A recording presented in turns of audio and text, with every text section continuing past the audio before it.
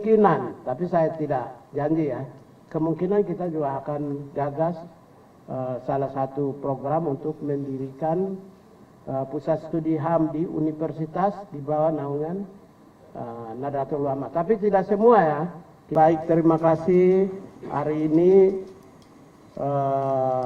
saya didampingi oleh Pak Wakil Menteri, kemudian staf ahli. Kami bertemu dengan Ketua Umum PBNU. Tujuannya hanya satu ya. Dua. Yang pertama silaturahmi ya. Silaturahmi dengan beliau. Yang kedua meminta masukan, nasihat. Saya kira itu aja. Masukan soal berbagai hal. Yang pertama tentang bagaimana membangun peradaban HAM di Indonesia dari perspektif beliau sebagai salah satu tokoh sekaligus tokoh intelektual. Begitu.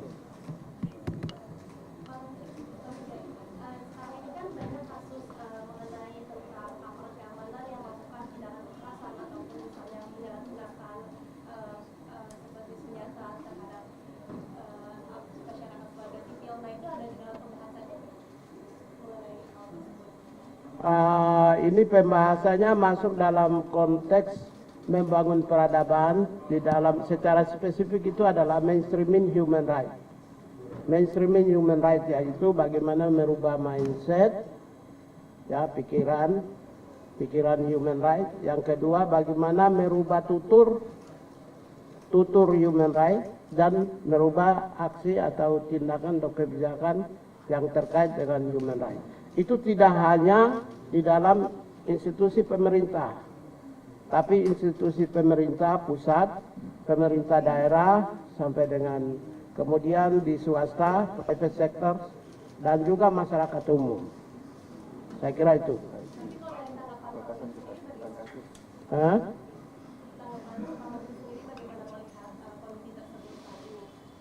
Oh, kalau itu kan tidak bisa saya sampaikan. Saya sudah berbagai tempat sudah saya sampaikan secara spesifik. Jadi tolong saya ditanya tentang pertemuan aja dengan ya.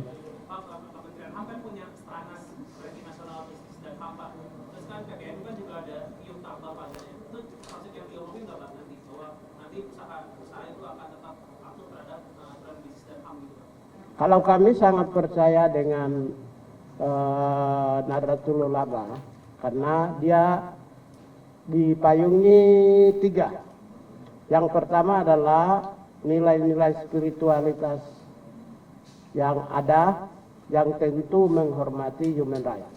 Yang kedua, PBNU memiliki standar dan cara pandang perspektif hak asasi manusia berpedoman pada prinsip-prinsip dasar yang sudah ada, namanya Deklarasi Kairo 1990, dan Ketua Umum PBNU sangat menguasai Deklarasi Kairo. Yang ketiga, Ketua Umum PBNU juga sangat paham tentang berbagai deklarasi human rights internasional. Saya kira dengan demikian saya tidak meragukan mereka bisa mengelola dan membangun iklim usaha yang disemangati, dijiwai oleh nilai-nilai hak asasi manusia. Dan di Indonesia, kalau sampai hari ini posisi saya menegaskan kepada seluruh perusahaan-perusahaan di Indonesia dalam konteks bisnis dan HAM, posisi saya hari ini adalah lebih kepada voluntary, sukarela, yang sedang meminta mereka untuk melakukan perbaikan dan pendidikan, membangun iklim usaha yang berbasis atau berpedoman pada nilai-nilai HAM. Nanti tahun 2026 baru saya akan melakukan audit dan mungkin juga akan menerapkan sanksi, tapi tidak bisa sekarang. Sekarang ini tujuan tidak bisa kita terapkan tahun ini sanksi untuk industri atau korporasi. Korporasi juga yang saya akan masuk itu adalah korporasi internasional dan korporasi nasional yang berstandar internasional. Kelas menengah ke bawah tidak berpedoman pada dalam konteks amanat Perserikatan Bangsa-Bangsa maupun peraturan-peraturan yang lebih tinggi. Saya sudah sedang mempersiapkan terkait dengan bisnis dan human rights. Itu nanti bulan September kami akan keluarkan peraturan presiden. Kita tidak hanya sekedar berhenti pada strategi, stranas, bisnis dan HAM. Tapi kita akan lebih meningkatkan lebih dari strategi, yaitu aksi. Aksi dalam konteks ini adalah melakukan pantauan dan audit.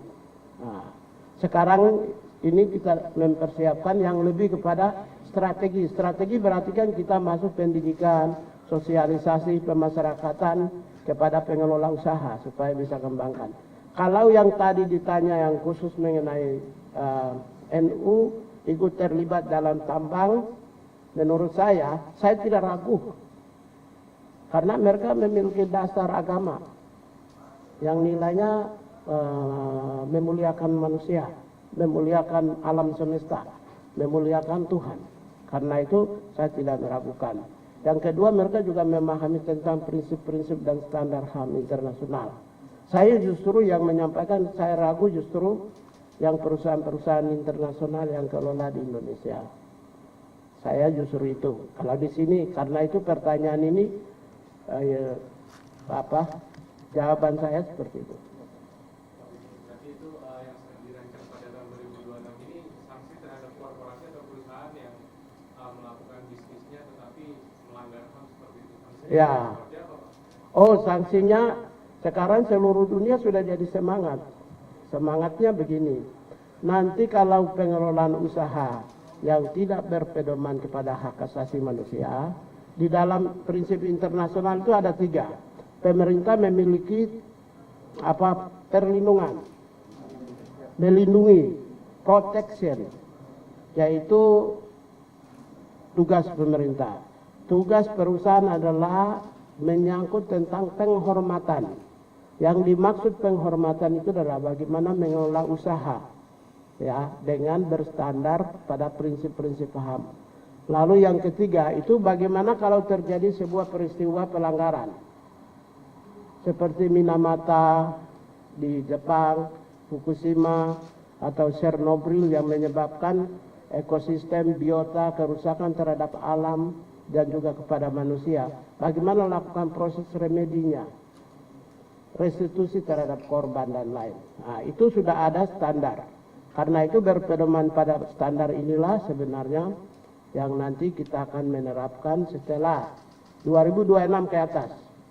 Tapi kalau saya lihat semua perusahaan tidak sanggup juga, ya nanti kita lihat.